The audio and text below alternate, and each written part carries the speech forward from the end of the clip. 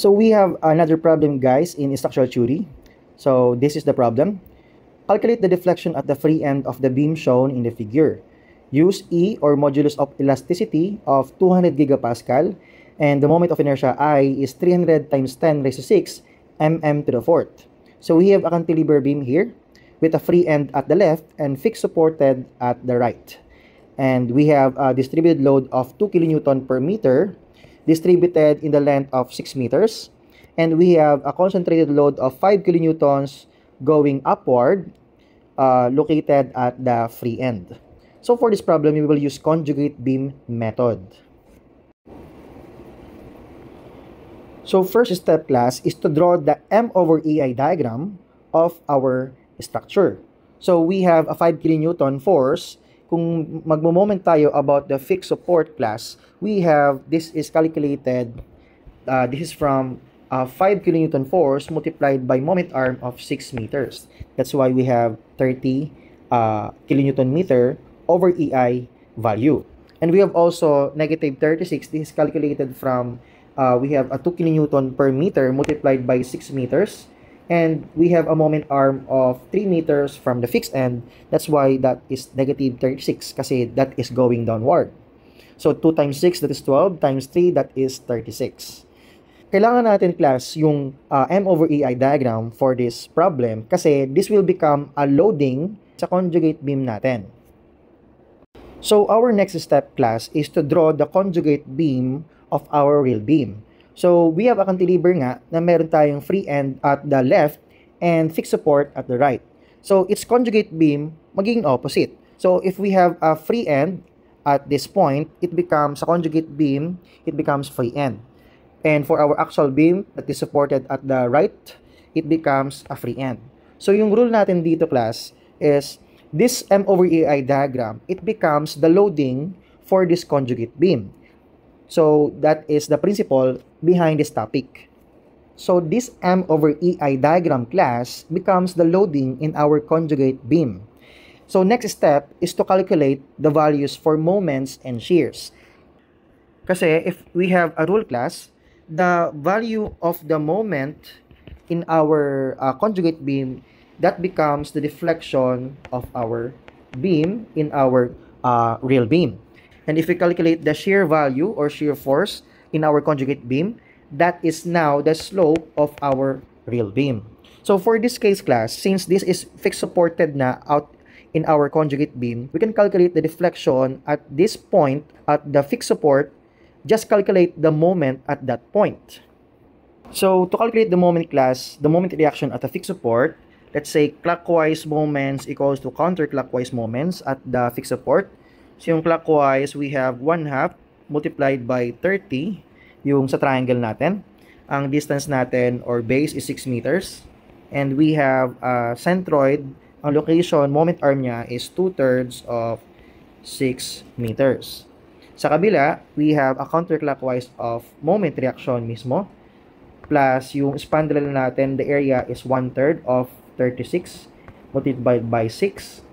And yung centroid niya from the fixed support, that is 3/4 of 6 meters.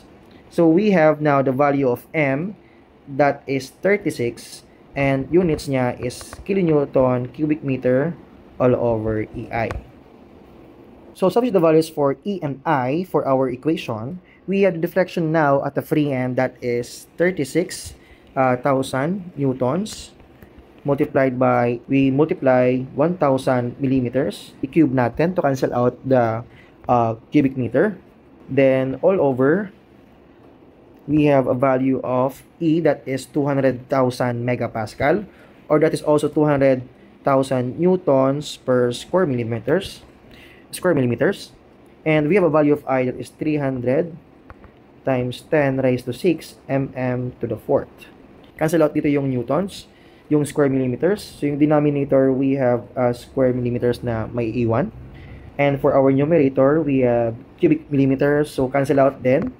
And our final unit is millimeters. So the deflection now for the beam, we have at the free end, that is 0.6 millimeters. So since we have a positive value, that indicates that our deflection is going upward. So this is your answer using conjugate beam method in solving the deflection at the free end. So using superposition method class, kailangan natin dito magsaulo ng mga formulas. So for example, we have a cantilever beam with distributed load W and a length L. So meron tayong derived formula for the deflection of the beam at the free end. We have WL raised to 4 over 8 EI. And this is a formula derived for this type of loading only for our cantilever. But if we have a concentrated load naman in our cantilever beam located sa free end, we have a formula of PL cubed over 3EI. So using these formulas for our specific problem, pwede natin i-summation yung formulas na yan. So yung yung problem natin is we have an upward force P. So yung magiging deflection niya this time is pagano naman with the same value of PL cubed over 3EI. So ang gawin natin class is to summation our deflections. So yung summation natin is assuming that is yung upward natin is positive and yung deflection natin that is going downward that is negative. So our deflection now is, let's say if this is negative yung downward, let's say this is negative WL raised to 4 over 8EI. Then since pataas yung P natin, that is PL cubed over 3EI. So, we substitute the values for W and P. Ang W natin, that is 2 kN per meter. We have a length of 6 meters over 8EI. Add natin yung force P, that is 5 kN. And length is 6 meters. 3EI. So, simplifying these terms class, we have a value of 36 kilonewton cubic meter all over EI, which is exact value using conjugate beam method. And if we substitute the values for the value of EI, we also get 0.6 millimeters and positive value, meaning our deflection is going upward. With different methods class, same solutions or same answers, that indicates that our answer is correct. So ano ba yung mas trip nyo class? Using double integration method, area moment method, or conjugate beam, or superposition in solving a specific problem in deflections. So with different approach class, at least we can say that our answer is correct using two solutions.